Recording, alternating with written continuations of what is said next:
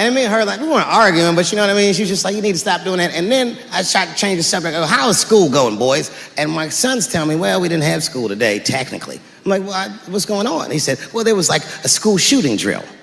I never heard of this. You know what this is? They have drills that they make kids do where they practice what to do if somebody comes to shoot up their school. I'd never heard that before. I was like, what the fuck? Then I had to tell my sons the truth. I didn't want to tell them this shit. Son, listen to me. Fuck that drill.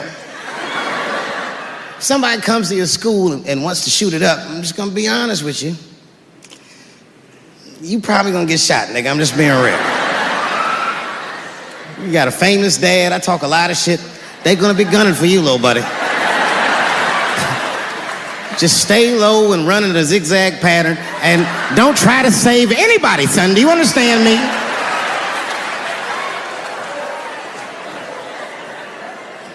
Why would you have kids rehearse for some shit they have no control over? All you're doing is training these kids to worry. It's the stupidest drill I've ever heard of. And while you're in there training them during these drills, well, aren't you training the shooter too? This nigga's in here listening and learning like the other kids. Sitting in the back. Where are we supposed to meet?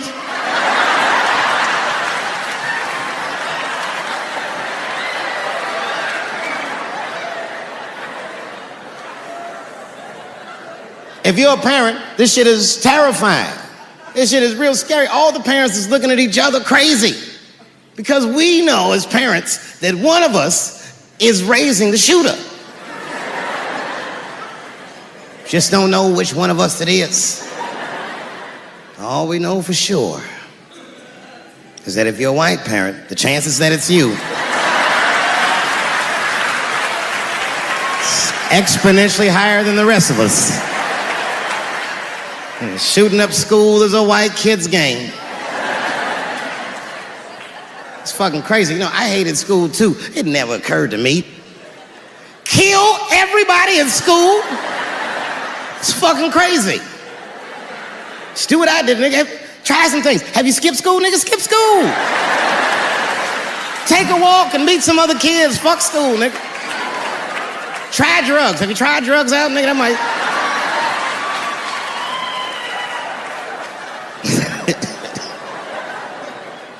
Some scary shit. I've given this a lot of thought. I don't see any peaceful way to disarm America's whites.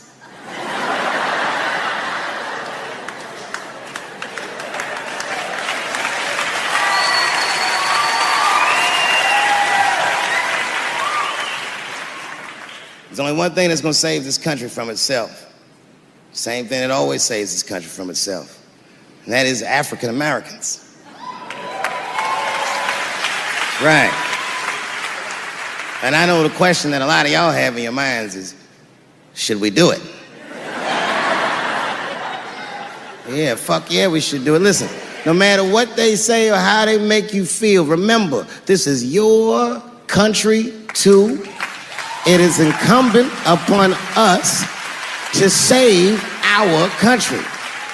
And you know what we have to do. This is a fucking election year. We gotta be serious. Every able-bodied African American must register for a legal firearm.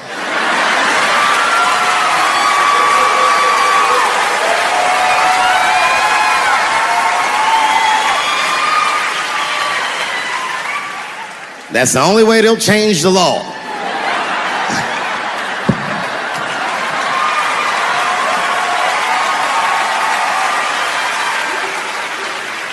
I hate guns, personally. I can't stand them. Yeah, but I have several. I don't want them, but I feel like I need them. Don't forget where I live. I live in Ohio. And anyone that knows anything about Ohio knows that even the word Ohio is an old Native American word. It means, literally, a land of poor white people.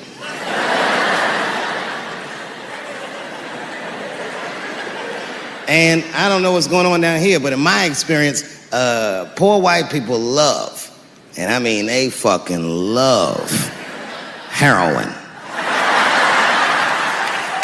They can't seem to get enough of it. I didn't even know what I was looking at first. I was just driving like, why are all these white people so sleepy out here? These things...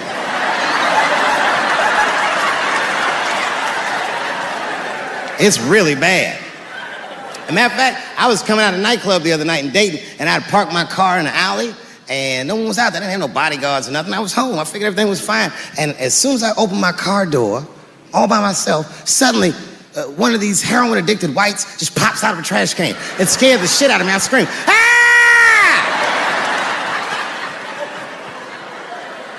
And then I realized it was a woman. She was fucked up. She's like, "Hey, man.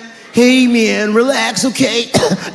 I'm sick, all right? I need some drugs, man. Please, I'll suck your dick for $5, man." I was like, ugh. 2.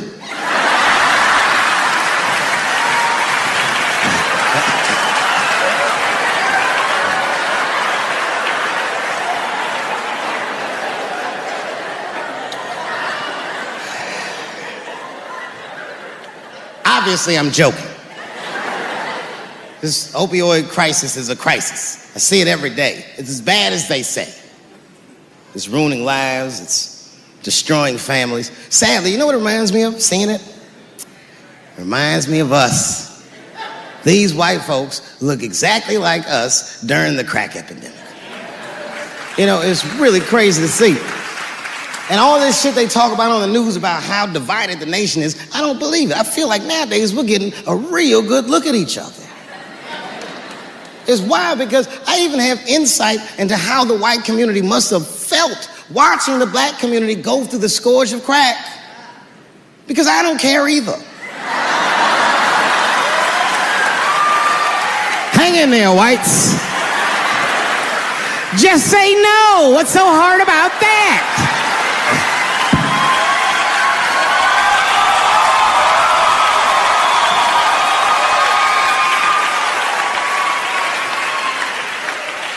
Remember when y'all said that to us? But it's okay.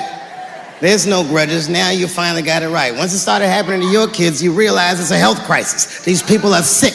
They are not criminals. They are sick.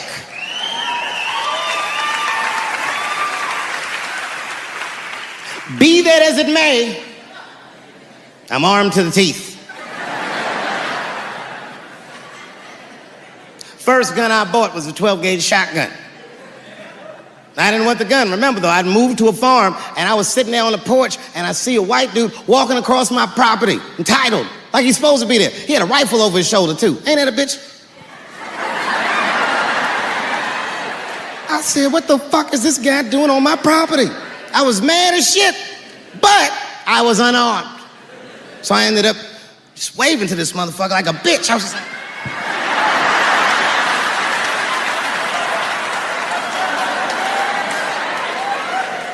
And as soon as he got far enough away, I ran to my car and sped to Kmart.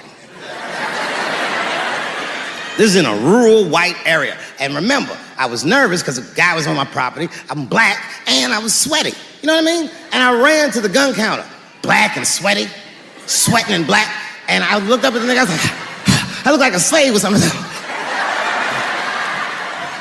I said, I need a gun immediately, like that, just like that. The guy didn't answer, no questions. He just grabbed a 12-gauge shotgun, handed it to me. I'd never even held a gun before. I'm not a dummy. I'm like, well, I need some bullets too. And the guy reached under the counter, put 2 box shells on the counter. He said, all right, buddy, which box do you want? And I didn't know. One box had a picture of some ducks on it. The other box had a picture of some deer. I said, well, what's that box with them ducks? He said, oh, that there's birdshot. And then he goes just like this, I'm not exaggerating, he goes, that won't kill a man.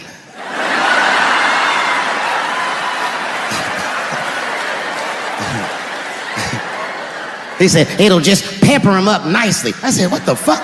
Pepper? You know what it means to pepper a motherfucker up? It means that when the shell explodes, hot BBs will shoot out of the barrel of the gun, not killing a motherfucker, but penetrating their skin and shallow flesh. Boy, that's gotta hurt. Hot BBs? Ha ha! Remember when Dick Cheney shot a motherfucker in the face and he lived? That was birdshot.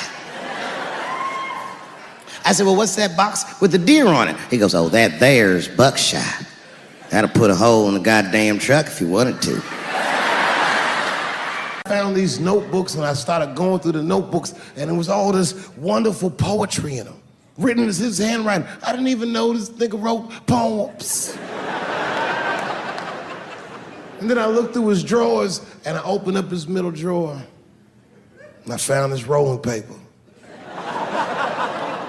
And I looked down at them papers like, oh, that's where that poetry's coming from.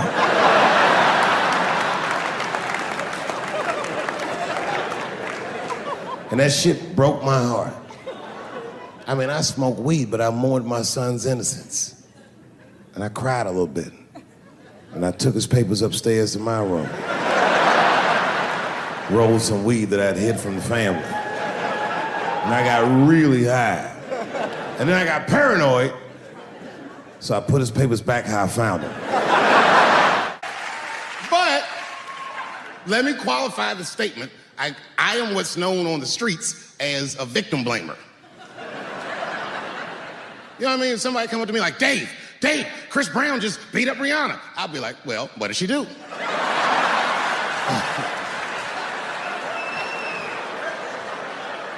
Dave, Michael Jackson was molesting children. Well, what were those kids wearing at the time?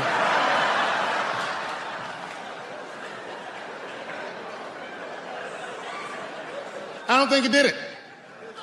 But you know what? Even if he did do it, you know what I mean? You know what I mean? I mean, it's Michael Jackson. I know more than half the people in this room have been molested in their lives. But it wasn't no goddamn Michael Jackson, was it? You know, America has a racial hot seat. I think we can all agree that that's the truth. And we can also agree that that hot seat is traditionally occupied by African Americans in general, African American men in particular.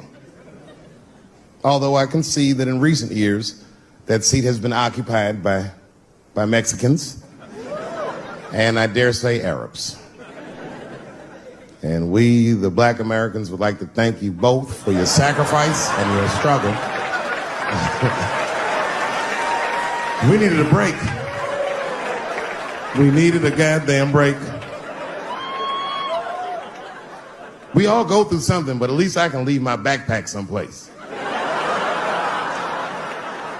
If you Arab and forget the backpack, you got about 20 minutes before they send that robot to blow your shit up. Stars. All our stars, man. R. Kelly pissed on his victim. I know, it was rough. But I mean, again, I can't even judge R. Kelly. First of all, we don't know if these allegations are true, and not even if they are true. If you want to know how I feel about it honestly, if a man cannot pee on his fans, I don't want to be in show business anymore because, well, that's why I got in the game, baby. I got dreams too.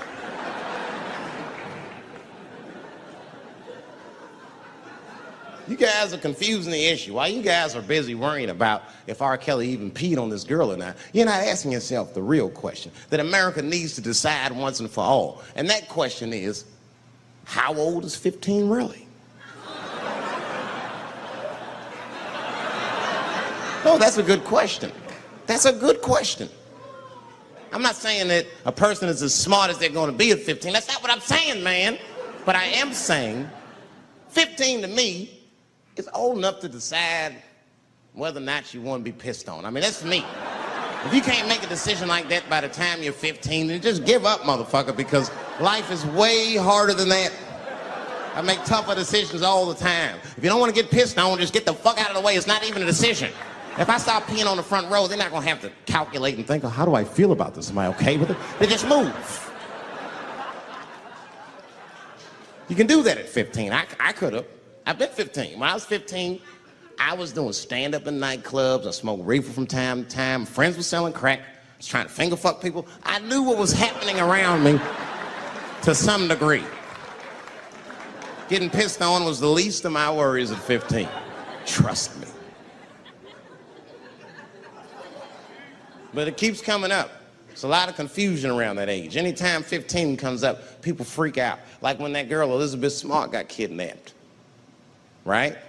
Remember in Utah last year, 15-year-old girl Elizabeth Smart was kidnapped, and then they finally found her, and the whole country was relieved. And I was the only one saying, damn, she wasn't that smart after all. Now, because she got kidnapped, that could happen to anybody. I'm not knocking her for that. I'm just saying, if you kidnapped me when I was 15, you gotta take me further than 8 miles away from my house, man. God damn. You can't hold me prisoner around shit I recognize. I'll break away. I'll break away. Fuck off me, nigga. That's my bus stop. I know where I'm at. I'm going home.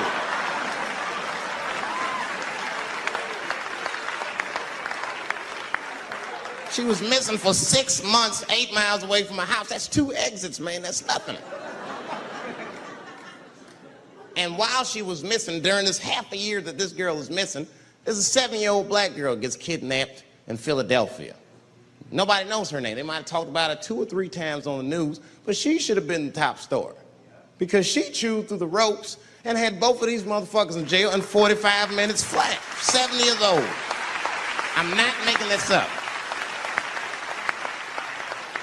The 2 crackheads kidnapped her and took her back to the crack house and tied her up. And then they left her. These are crackheads. They got to make moves. Crack to smoke, chocolate to eat. These motherfuckers made moves. It was out. But as soon as they left, this little girl got the nibbling. She was kidnapped at 4 o'clock and at home watching herself on the news at 5:30. That shit is crazy. That's a news story. That is a news story. Now, meanwhile, in Utah, 15-year-old Elizabeth Smart's captors left her alone, too. And they didn't even tie her up because they're hillbillies. They just bounced. Don't try to escape, bitch, or we'll kill you. Be right back. They leave. And she's 15, sitting in the house by herself. How am I going to get out of this? Come on, Elizabeth, think. Think, Elizabeth, how am I going to get out of here? Why don't you just open the fucking door and go outside? Have you thought about that? Do you have a quarter? Do you know your phone number? You're 15, bitch, run. Stop thinking and stop making moves. I know I sound mean, and I know what the people are thinking when I'm saying this. Dave, she is only 15. All right, but that's the discrepancy, because when you talk about a little girl like Elizabeth Smart, then the country feels like 15 is so young and so innocent. On the flip side, here comes 15 again. Now we're talking about a 15-year-old black kid in Florida. This black kid accidentally killed his neighbor when he's practicing wrestling moves that he saw on TV. Now, was he a kid? No. They gave him life. They always try our 15-year-olds as adults. This nigger knew what he was doing. It's a goddamn pile driver. If this kid gets on the ropes, there's no stopping him. You'd have to send the Rock to arrest him. And they gave a 15-year-old boy life in jail. If you think that it's okay to give him life in jail, then it should be legal to pee on him. That's all I'm saying. You got to make up your mind across the board how old 15 actually is. That's all I'm saying. So I'm going to tell you right now, if somebody comes in here and puts a gun in my head and says, Chappelle, you got a choice to make. You're either going to jail for a month or we'll let you go, but you got to let R. Kelly pee on you. I'm not hesitating. Bring in R. Kelly and tell him to stay away from my ass. I'd rather get pissed on the outside than fucking the butt on the inside, son. I can't go to jail with some smooth Botox balls and think everything's gonna be all right. It's not that kind of place. Take my chance with that piss. Piss will wash off with a 10-minute shower, I'm certain of it. This piss coming right out. What can I do? They're gonna put me in jail.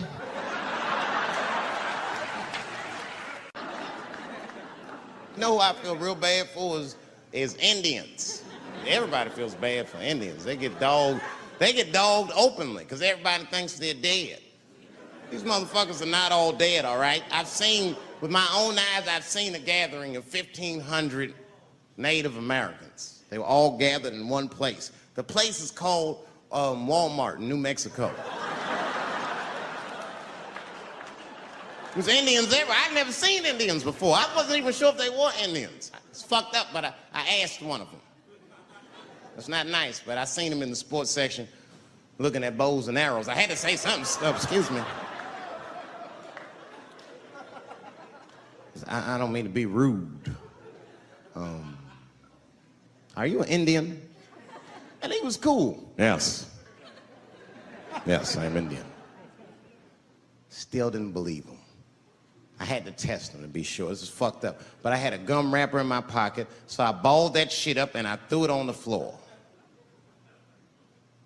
And a single tear came out his eye. I said, oh, shit. I had so many questions. So what tribe are you from? I am a Navajo. I said, word. I studied you in social studies. You're a hunter-gatherer, correct? He said, I guess so. That's what you wish to call it. I said, why? What do you call it? He said, I am an alcoholic.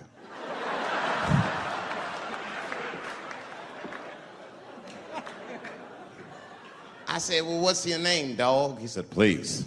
Dog is my cousin. That was a good guess. My name is Running Coyote. What is your name, friend? And that shit caught me off guard. I mean, I didn't want to say my name was Dave to a motherfucker named Running Coyote. This don't feel good enough. He just put me on the spot. I said, huh? My name, what? Oh, my name's Blackfeet. Then I changed the subject. Forget about me. What's going on with you? I want to meet your chief. Why don't me, you, and your chief and your friends get together tonight? We could have a real live peace pipe smoking ritual. We need to celebrate, nigga. I thought you were dead. And he set it up. It was beautiful. It was just like I dreamed. We was all sitting around. Them Indians was beating the drum. Some other Indians came out the back with a long blanket that was folded in half and put in front of us. Opened that shit up, and on the blanket was a long wooden pipe with feathers. And bags of weed were all over the blanket. Chief walked over.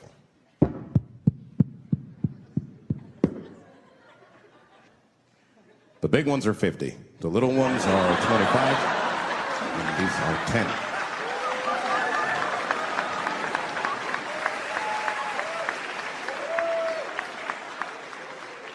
Me and those Indians got high as shit. I was baked. I told the chief, we was talking, I cut him off. Time out, chief. Sorry to interrupt. Fucking smashed, man. The weed's too strong. I'm itching. This is PCP, nigga. The spirits have got me. Chief, the spirits have got me. And the chief threw some water in my face. Calm down, blackface. Splash! I said, hey, it's Blackfeet, motherfucker. Take it easy.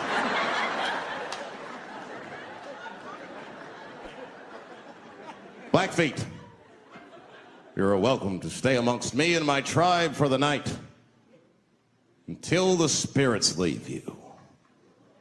And they gave me my own teepee to sleep in, which sounds nice. I personally felt like it was a little fucked up, you know, because they all had houses, man. It's like, why can't I sleep with y'all in the house and watch TV? Nigga, I can't be on this grass all night.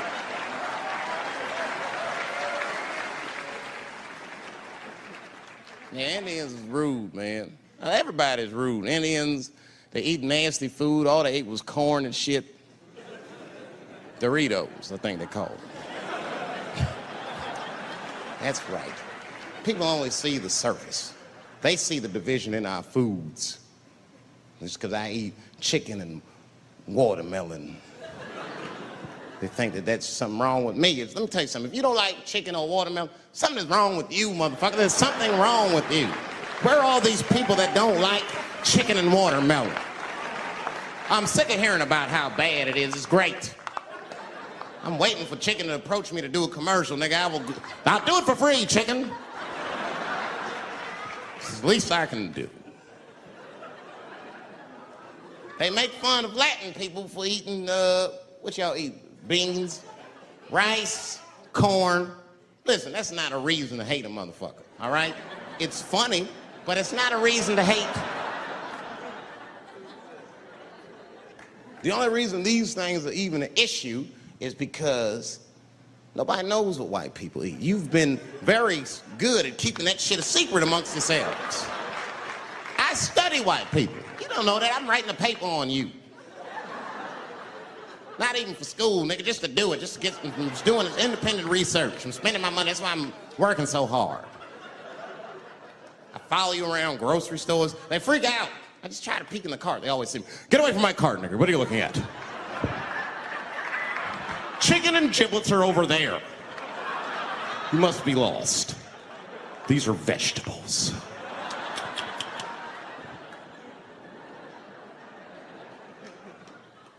I know what you drink. See how quiet it got?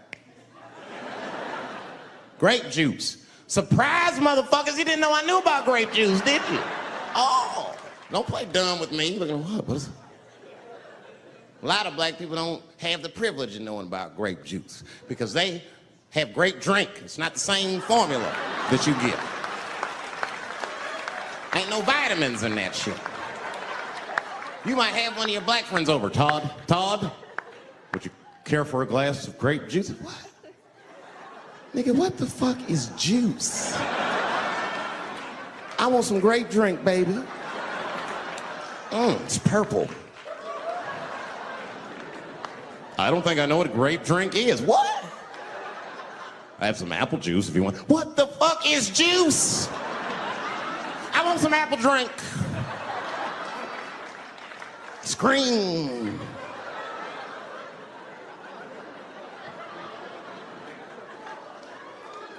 Remember that commercial for Sunny Delight when all the kids run in from outside playing? And they all run to the fridge. All right, I got some purple stuff, some Sunny D. As soon as you say Sunny D, all the kids go, yeah!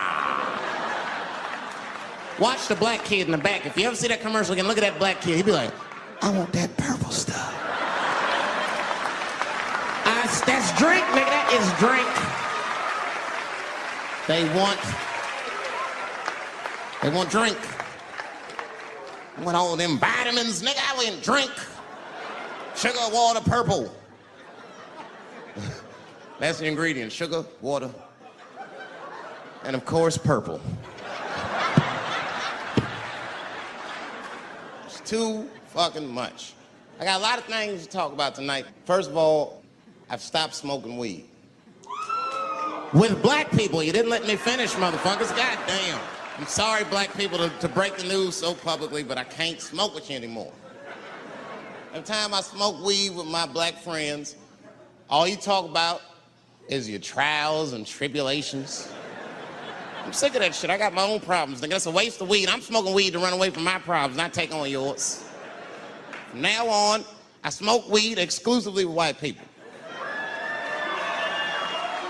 Calm down, motherfuckers. You win by default. You got good weed conversation. All white people talk about when they get high is other times that they got high. I can listen to that shit all night. Dude, remember at Frank's last week? It's fucking smashed, man. And catalogs everything they drink. 2 shots of Jaeger, tequila, 4 bong hits, man, beer, cheeseburger. That shit is great. Only bad part is you cannot pass out around white people. Every time white dudes pass out around each other, they always do some borderline gay shit when the guy's asleep. Frank fell asleep, so we stuck a carrot in his ass and put shaving cream on his balls. Why, motherfucker? Why would you do that to a friend of yours? He trusted you enough to sleep around you, you gonna put a carrot in his ass? Is that nice? I tell you right now, if I put a carrot in a black dude's ass, a nigga will kill you when he wakes up for some shit like that. That is an automatic death sentence on the street. It's a rap for you. I'm gonna kill that motherfucker. I thought y'all was friends, baby. What happened? I fell asleep at his house, right? We was drinking, and I fell asleep at his house, and while I was sleeping, right? I'm just gonna kill that motherfucker, all right? That's all you need to know. And fuck carrots. Well, I have some very bad news for the people in the front rows. I heard that some of you paid as much as $800 for your tickets.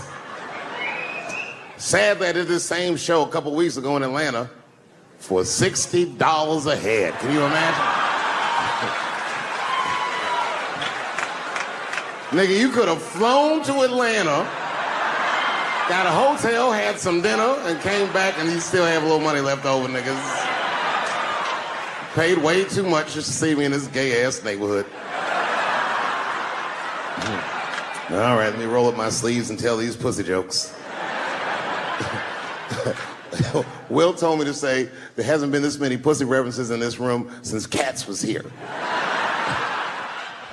Boy, I gotta tell you, man, I've been doing this set all week, and boy, I've been telling these jokes, and sometimes niggas look like they're in actual pain over the jokes. None of it's that bad to me, but I understand why it could hurt some people's feelings. So tonight,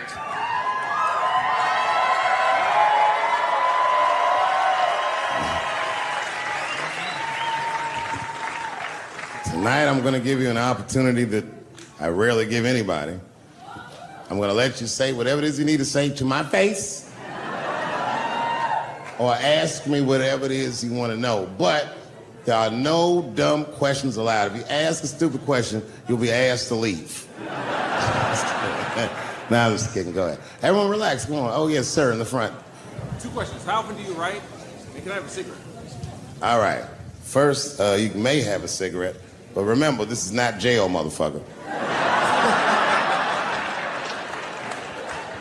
This lady right here. I have a question.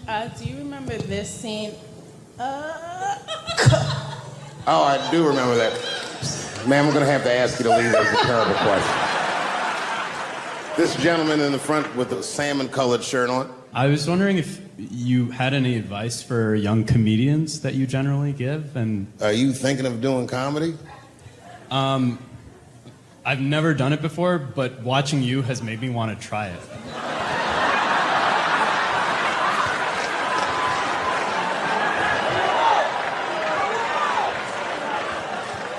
I don't know if that's an insult or not.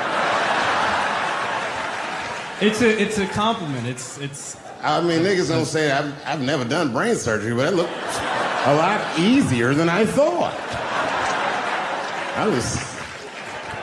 I'm teasing.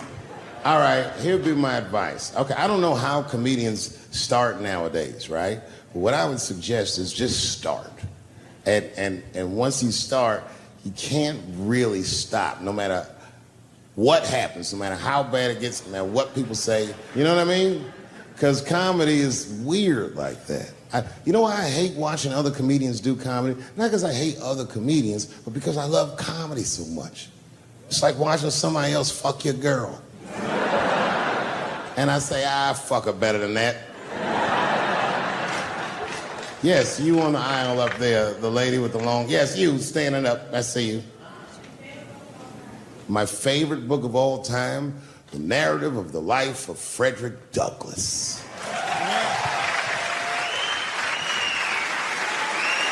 That guy with the baseball hat. Marry, fuck, kill, Michelle, Rihanna, Oprah. Wait, who's Michelle? Oh, Obama. Well, sir, you're putting me in quite a pickle. I can't say I'll fuck Michelle Obama. That's insane. Well, I guess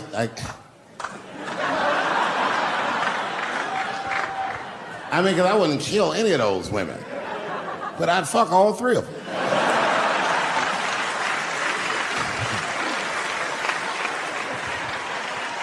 The gentleman in the blue Oxford standing up. Tell us a story with Charlie Murphy. Tell a story about Charlie Murphy? Or your favorite. Boy, there's so many good Charlie Murphys. You know, the thing with Charlie Murphy is he used to just make us laugh all the time.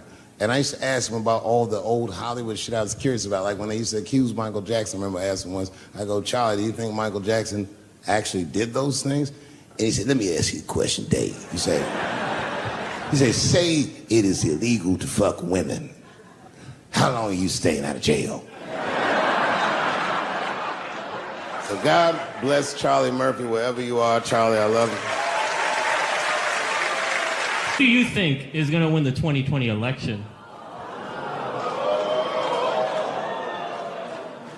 All right, I'm going to put a pin in this, but I'll tell you right now, fella, I don't know, but I think Trump has a better shot than a lot of people would like to think. I'm just saying, it all depends on how the left talks. The way we're talking is not going to win the fucking ball game. Donald Trump's over there on the right, grabbing handfuls of pussy. Joe Biden can't even smell hair over here. Fuck this side.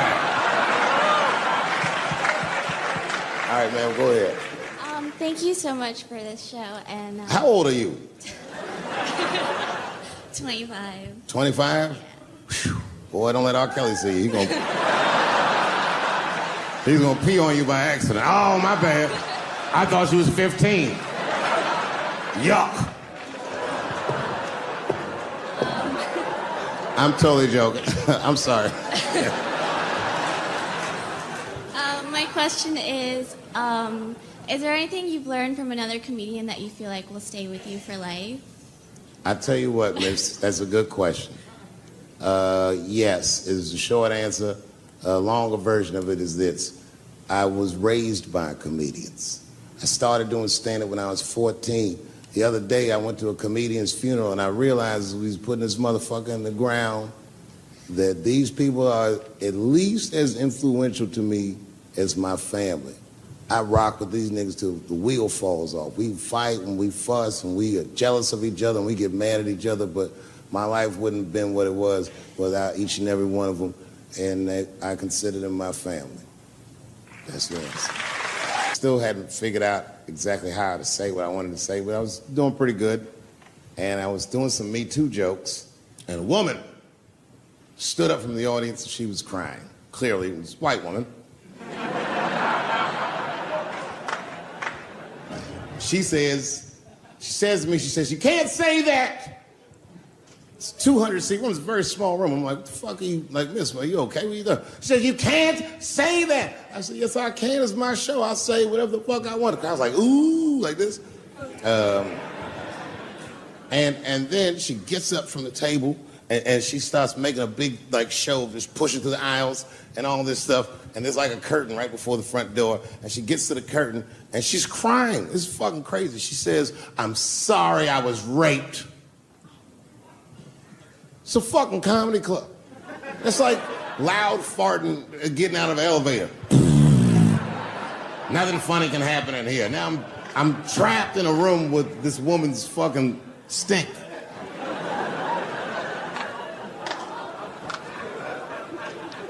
And I say, miss, it is not your fault that you were raped, but it's not mine either. Ta-ta, bitch, like this. She storms out. Now the room is very uncomfortable, but I managed to get the crowd back, but I'm like, a little traumatized. Same show, there's a trans woman sitting in the audience. This is a true story. This was like a few weeks ago. I did 6 shows that weekend. This trans woman came to 4 of them. Calls herself Daphne. Man, this chick Daphne was in there cracking the fuck up at everything I said about everybody. It was amazing. She was laughing, and it was fun to watch her laugh. You could tell she was letting go with something that was heavy, and she'd throw her head back, and she'd smile with all her teeth. She was having a great time. And the more fun she had, I felt bad, because I knew I had some trans jokes to unload.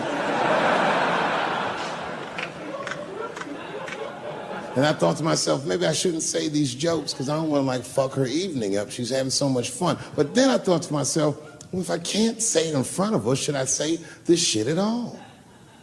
So I let her rip. And to my surprise, Daphne laughed harder at the trans jokes than anybody in the room. In fact, everybody in the room would look at her to make sure it was okay. And I got off stage, I was in the dressing room, I was like, man, this is a fucking weird show. I'm sitting in the dressing room by myself just trying to figure out, like, what the fuck just happened out there? Like, why is it that this one woman can't take any of these jokes and Daphne can take All of these jokes, so weird. And then I realized, Daphne used to be a man.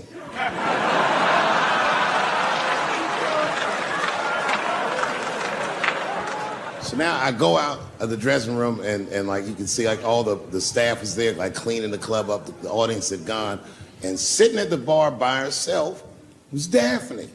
And she's like, hey, Dave, come join me for a drink. And I don't want her to think that I'm transphobic or nothing, so I'm like, fuck, I guess I could have at least a drink. And we get some tequila and we're sitting there. And she was fucking cool. Turns out that Daphne, she wants to be a comedian. She was asking me for advice, and I told her advice and all that shit. And then she says to me, she says, boy, you sure do get a bad rap for your trans jokes. I said, Daphne, thank you, but you don't have to say that. I hope I didn't offend you. She goes, no. She said, in fact, I read about you in the New York Times. I said, you did? She said, yeah. She said, I thought it was interesting that they blamed you for R. Kelly. They said you normalized him for telling jokes about him. I go, yeah, they said that. She goes, I wonder why they never said that you normalized transgenders by telling jokes about us. And I'd never thought about that. It never occurred to me. And we started making out. And then like, I reached up just to see what it felt like. I was like, what? And it felt like pussy, didn't it? It was just like, go ahead, ask me a question. What the fuck you gonna do if Trump get reelected? What am I gonna do if Trump gets reelected? Probably get a significant tax break.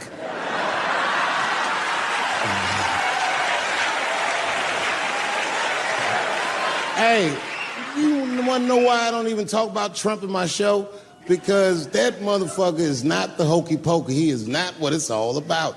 There's millions of people that put him in power, and the ideas that he puts forth are not his own. He's singing poor white people's greatest hits. So why the fuck would I worry about him and not the other millions? I really know who I'm gonna vote for next time if things keep going the way it's going is that gay dude. No, Mike Pence. It's a safe place where I could tell some jokes. And I find out that this comedian I know, Chris Tucker, who's in all those Rush Hour movies, I find out that Chris is in San Francisco too at some charity event. So I call him, I'm like, yo, I just saw you at some charity event. I said, I'm doing a show at the Punchline. Why don't you come by the club after your event? He's like, cool, Dave. I thought you was dead, nigga. I'll come by. He says, is it okay if I bring some friends? Because, you know, I'm with a lot of people. I go, man, you Chris Tucker. You can bring whoever the fuck you want. And then I show up to the club late that night. And I walk into the dressing room. And sitting in the dressing room is Gavin Newsom, who at the time was the mayor of San Francisco, but now he's the governor of California. And sitting next to him was Kamala Harris, who at the time was the DA of San Francisco. Now she's the senator from California that's front running on the Democratic ticket. And sitting next to her was Al Gore. It's fucking weird. And sitting next to Al Gore was the guys from Google, Sergey, and I don't know how to say these. All right. And it was Chris Tucker and Ben Jealous, who at the time was the president of the NAACP, who was all just at this big charity dinner, and Paul Mooney was drinking scotch. And we all was just in there. And, you know, at first I was a little uncomfortable when we started talking, and we all got along really well. At some point, Kamala Harris she says to me, she goes, you know, a friend of mine is announcing his candidacy for president tomorrow. I went to college with him. I'm like, what? I go, Barack Obama? She goes, you've heard of him? I'm like, yo, I just read about this dude. And she goes, yo, yeah, blah, blah, blah, we talking. She goes, you know what? She says, let's call him on the phone. I said, what the fuck? And she picks the phone up and she dials and she's listening like this. And she goes, this is voicemail. And she gives me the phone, she goes, leave him a message. You know, I didn't know what to say. I just said what you say to any black dude that's running for president. You know, stay low, running a zigzag pattern, this kind of shit.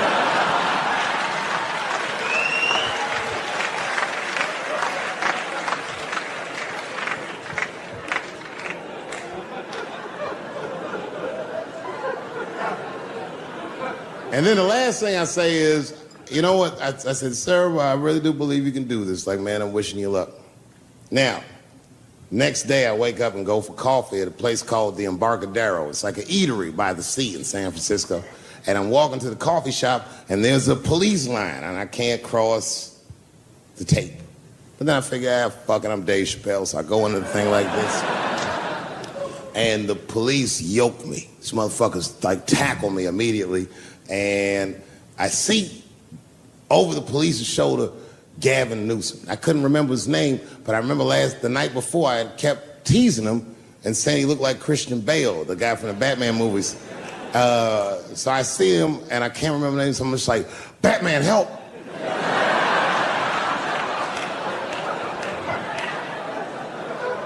And he stops, he's like, Dave? And then the police see that the mayor knows me, so they're all like, oh, sorry about that. And he's like, hey, back up, everybody. And he just picks me up. He's like, I'm really sorry about that. I'm like, I'm fine, don't worry about it. And he's like, listen, I'm here with Prince. Would you like to meet him? I'm like, I know Prince. That's my nigga. And we go around the corner, and it was Prince Charles, the Prince of England. I didn't know the protocol of meeting royalty. You're not supposed to touch him. I dapped him up like a nigga. My nigga. Ah! Hugging him and shit like this, dapping him up, like this. And that nigga was cool too. I was like, that's really fucking weird. And then I was just out there in the upside down, not having no TV show, trying to figure life out. And the election was going on in the background. And this guy, Barack Obama, was picking up steam. This motherfucker was killing it. And I had a chance to go to the last debate on the Democratic ticket, and I went. It's me and Chris Tucker sitting in Myrtle Beach, South Carolina. It's the last three candidates. It was Barack Obama, John Edwards, and Hillary Clinton. Now, Obama's a lot taller than Edwards and Clinton, and he had the center podium. And at one point, they're all on stage, and they start fussing, and Obama goes, look, none of us are perfect, like this. And his hands was like this, and there was light shining behind his head, and the other two candidates was looking up at the nigga, and I was sitting in the audience like, this nigga looks like Jesus.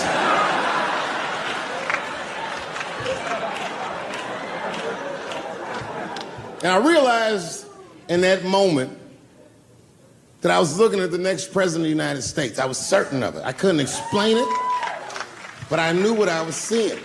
And I got really excited. And I'm not that kind of guy. I said, I gotta meet this motherfucker. So I stayed. They were all on stage doing interviews, and I just waited. I was waiting and waiting, and then John Edwards was done with his interviews first, because everybody knew he wasn't going to win.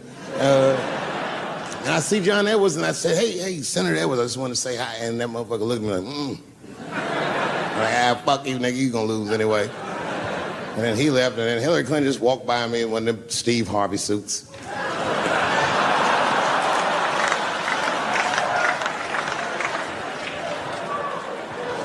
But Obama was taking forever. Everybody wanted to talk to him. When I knew the media saw exactly what I saw, there was no question about it. That was the guy. I waited and I waited, and finally, it must have been over an hour and a half, he finishes his last interview. He's like, man, thank you very much. Good talking to you. And he turns around, and we make eye contact. He sees me, and when he sees me, he looks over, he goes, Dave Chappelle. And Obama did me the same way I did Prince Charles. He dapped me up, and he like bro hugged me, and he pulled me in, and I'll never forget this. He said in my ear, I got your message. Thank you very much, New York. Thank you very much for being here. But before I start tonight, I just wanted to read a brief statement that I prepared. I denounce anti-Semitism in all its forms. And I stand with my friends in the Jewish community. And that Kanye, is how you buy yourself some time.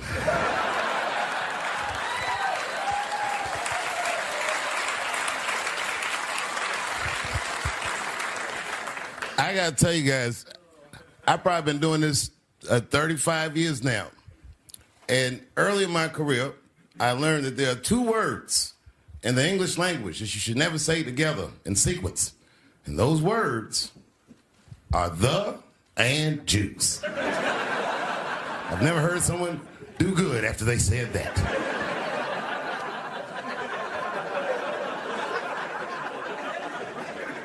Kanye's got into some scrapes before. Normally when he's in trouble, I pull up immediately.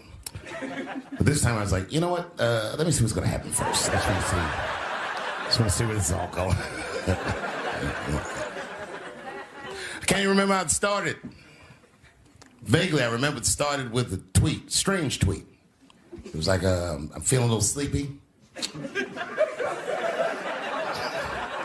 I'm gonna give me some rest, but when I wake up, I'm gonna go DEFCON 3 on the Jews. And then he just went to bed. I was up all night worried. What is he gonna do to the Jews?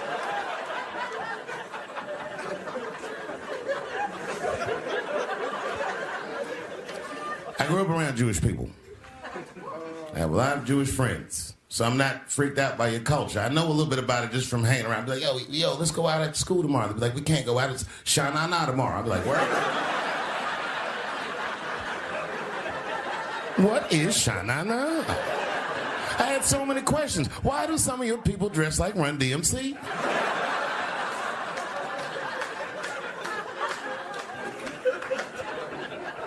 When Kanye woke up from that nap, he went right to work. A year ago, I'd seen him on a podcast called Drink Champs, a great show, and it was an amazing appearance. Noriega and them were there, the rappers that I love, and they all had their gold chains and stuff on. And Kanye said, only millionaires wear chains. They said, what? He said, I'm a billionaire. Billionaires don't wear their money on their body. I tucked my chain and I said, oh, snap.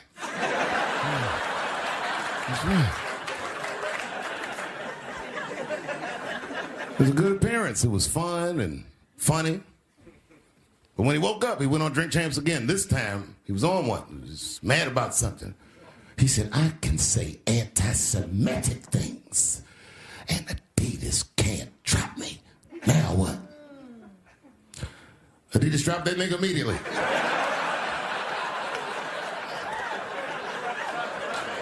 Ironically, Adidas was founded by Nazis. And they were offended. I guess the student had surpassed the teacher.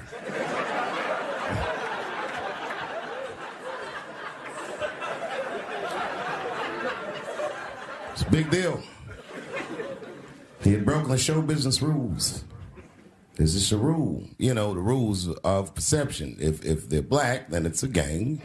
If they're Italian, it's a mob. But if they're Jewish, it's a coincidence, and you should never speak about it.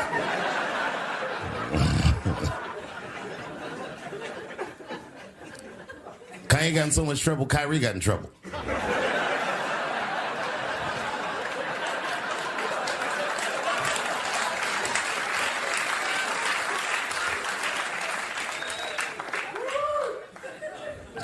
Kyrie Irving posted a link to a movie that he had seen on Amazon. No caption on the post or nothing like that. But apparently this movie had some, I don't know, anti-Semitic tropes or something. And it was some weird title like From Hebrew to Negro or something.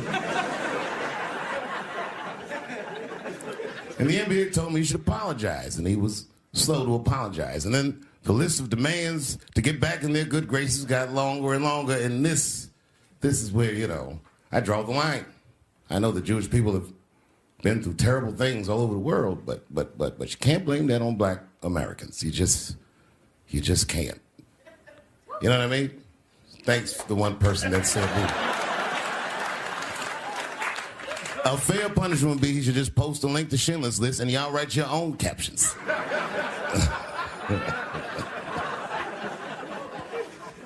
Kyrie Irving's black ass was nowhere near the Holocaust. In fact, he's not even certain it existed.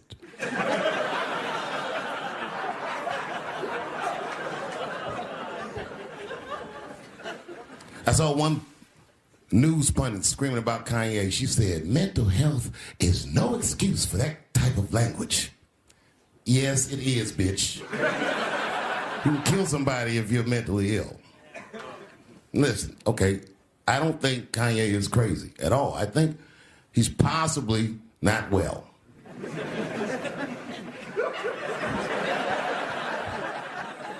Well, I've been to Hollywood.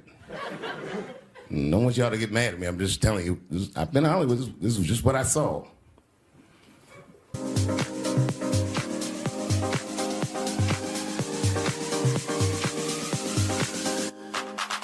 Whatever you do, don't fall for me. Don't put your trust in me. Don't even lie for me. I want you, honey. I don't get it. It's a lot of juice. Like a lot. But that didn't mean anything. You know what I mean? There's a lot of black people in Ferguson, Missouri. Doesn't mean we run the place.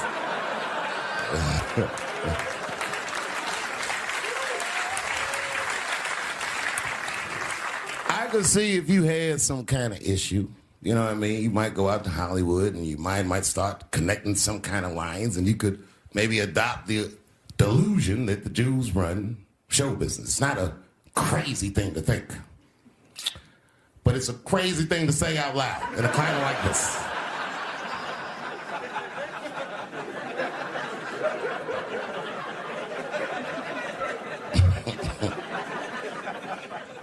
Now the midterms are over, and it's crazy climate. And I got to tell you, I feel like this midterm, like all of humanity, depends on it.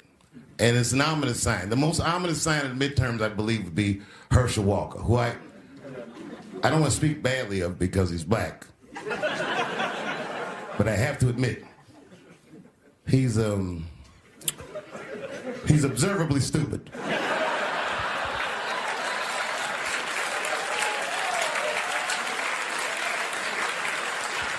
Even when he's not talking, his mouth be open a little bit like.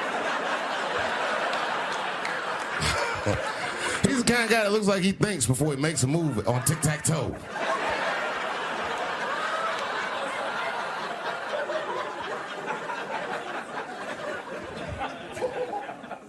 And I'm watching the news now, they're declaring the end of the Trump era. Now, okay, I can see how in New York you might believe this is the end of his era. I'm just being honest with you. I live in Ohio amongst the poor whites. A lot of you don't understand why Trump was so popular, but I get it, because I hear it every day. He's very loved. And the reason he's loved is because people in Ohio have never seen somebody like him. He's what I call an honest liar. Well, I'm not joking right now. He's an honest liar. That first debate, I'd never seen anything like it.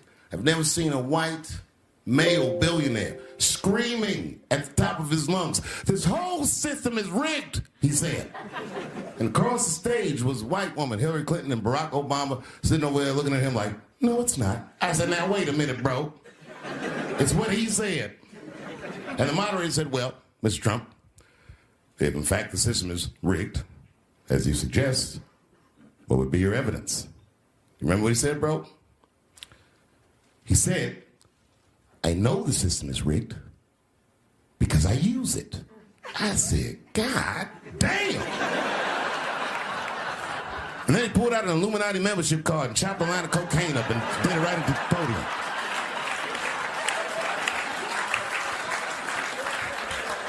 No one had ever heard someone say something that true. And then Hillary Clinton tried to punch him in the taxes. She said, "This man doesn't pay his taxes." He shot right back. "That makes me smart." But we've already been through it, like Michael Jackson. Remember when they said all that shit about Michael Jackson? They never proved anything till his dying day, but they said that he did some very heinous things.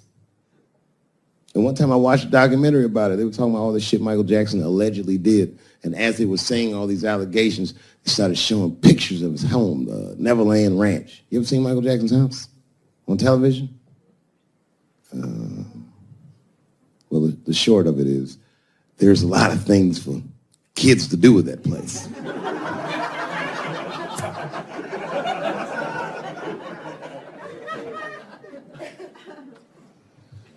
And I saw the whole thing, exotic animals and Ferris wheels and merry-go-rounds and shit. And the more they showed it, the more certain I was that I don't think Michael Jackson did any of those things they said he did.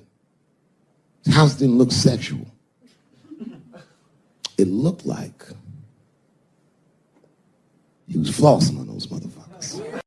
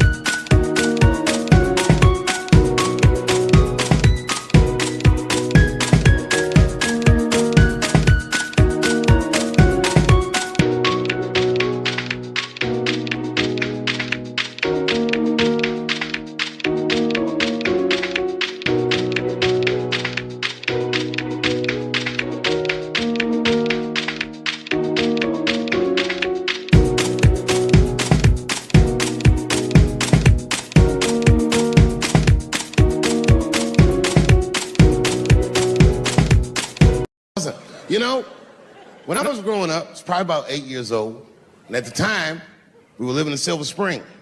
Yeah. Yes. Common misconception about me in D.C. A lot of people think I'm from the hood. That's not true. But I never bothered to correct anybody because I wanted the streets to embrace me. As a matter of fact, I kept it up as a ruse. Like sometimes I'll hang out with rappers like Nas and them, and these motherfuckers will start talking about the projects. Yo, it was wild in the PJs, yo. And I'll be like, word, nigga, word. But I don't know. I have no idea. My parents did just well enough so that I could grow up poor around white people.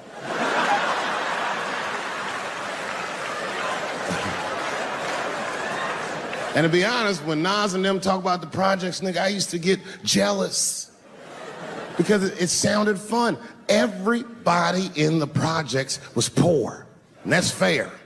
But if you were poor in Silver Spring, nigga, it felt like it was only happening to you. I know the pain of that first sleepover at a white friend's house. And you come back home on Sunday and just look at your parents like, y'all need to step your game up. Everything in Timmy's house works. Remember the first time you saw that? In a cold winter, and you'd be at a white friend's house and see the motherfuckers in their living room without their coats on?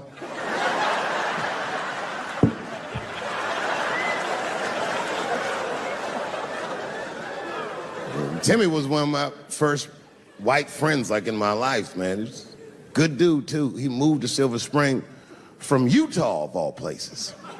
I guess his family was affiliated with that Mormon church they got down there, and me and him used to hang out. And one day I was at his house, we were just hanging out, and Timmy says, Dave, why don't you stay for dinner tonight? I said, oh, man, I'd love to, but I can't. If I'm not home before dark, my mother will kill me. That was a lie. My mother had several jobs. I hadn't seen her in like 3 or 4 days. At that point in my life, it was my experience that white dinner wasn't delicious.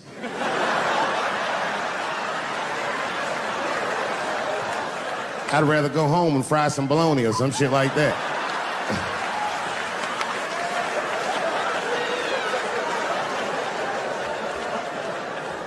But then old Timmy threw me a curveball I wasn't expecting. He said, it's too bad you can't stay, Dave, because Mom made stovetop stuffing. I said, what the fuck, stovetop? Well, hold on, nigga, let me make some phone calls real quick. I had seen that commercial so many times, I had dreamt of getting my hands on some of that stovetop stuffing. And finally, I met a motherfucker that actually had a box of stovetop in the house. I couldn't miss this opportunity, so I pretended to call my mother. And then I came back and I said, Timmy, you're not gonna believe this great news. Mom said I can stay. And he said, fantastic. He said, why don't you come with me and we'll help set the table and then we can say the blessing. I had no interest in setting this motherfucker's table or saying these crazy ass Mormon prayers. I just wanted that goddamn stuffing. My hands first. My plan was simple. Wash my hands slowly, and by the time I'm done, the table will be set, the blessing will be said, and all that there will be left to do is eat. Went to the bathroom. I washed my hands very slowly. I must have been in there for about 10 minutes. And suddenly, one of his mothers came to the door.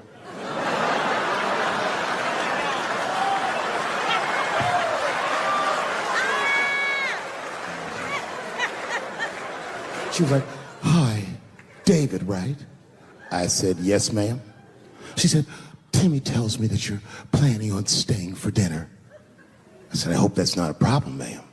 She says, no, it's no problem. In fact, we'd love to have you. It's just that we weren't expecting company. And I'm afraid there's not enough stovetop stuffing for everybody. So I kicked her in the pussy. Bam! Ladies and gentlemen, I told you I'm dope, nigga. I told you what I was gonna say and you still didn't see it coming. And that's why I make the big bucks.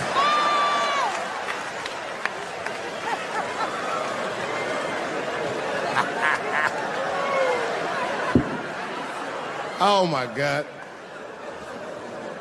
But there's a more important reason that I would stop doing comedy right now. And this reason is the real reason that's been percolating, and it really is the crowd, not you.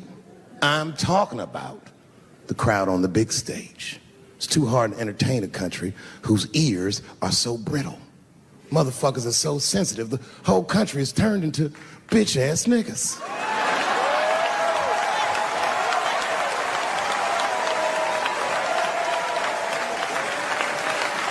Everything you say upsets somebody. You know, I can remember when it all started. It was when I was doing Chappelle Show. When I was doing Chappelle Show, I used to do the show, and then on the weekends I do like concerts and shit like that. So I'm doing a concert, and there was a couple in the front row, beautiful couple. The wife was obviously Asian. You could see it in her face.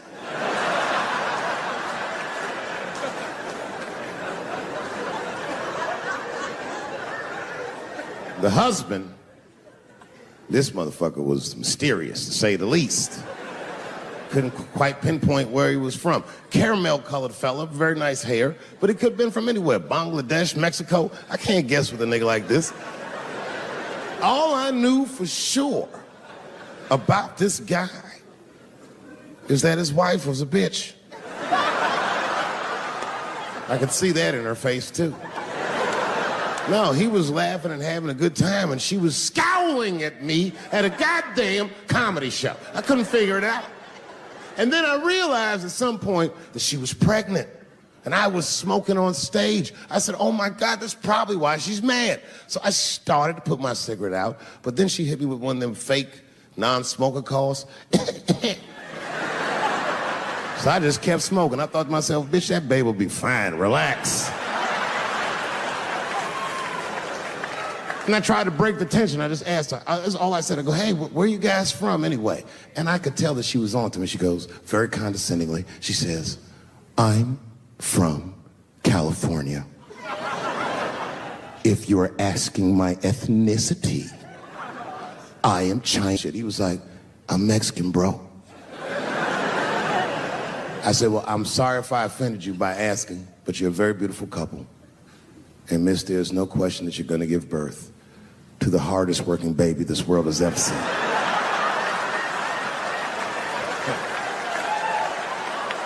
That's not a bad joke.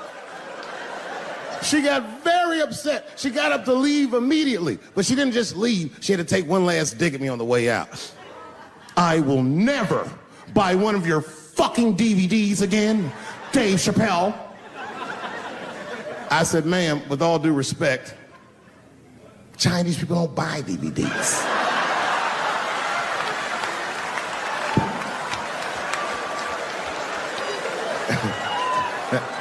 And the crowd went crazy. We were all laughing, having a good time. I didn't even think anything of it. And then just 3 days later, this lady sends a fucking letter to my promoter telling him not to book me for shows anymore because I was, quote, racist, and I'm quoting her, insensitive to the nature of my interracial marriage. I was like, word, bitch, I was.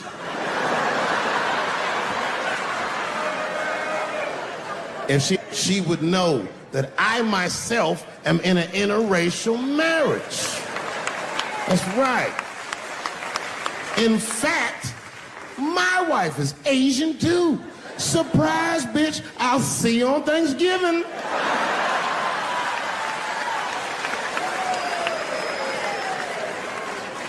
But my wife's not Chinese. She's Filipino. That's right, that's right. And our kids are Puerto Rican somehow, so there you go. But I don't give a fuck about interracial marriage. In fact, you know what? My mother is half white. A lot of people don't know that.